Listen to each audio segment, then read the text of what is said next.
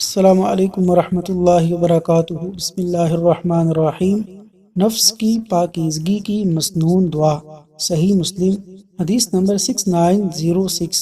سیدنا زید بن ارقم رضی اللہ عنہ بیان کرتے ہیں کہ رسول اللہ صلی اللہ علیہ وسلم یہ دعا مانگا کرتے تھے: اللہم آت نفسی تقواہا وزکها انت خیر من زکاها انت ولیها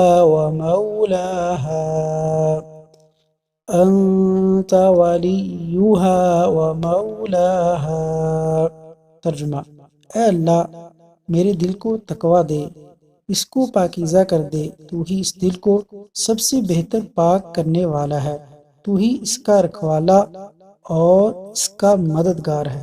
اللہ تعالیٰ عمل کی توفیق عطا فرمائے۔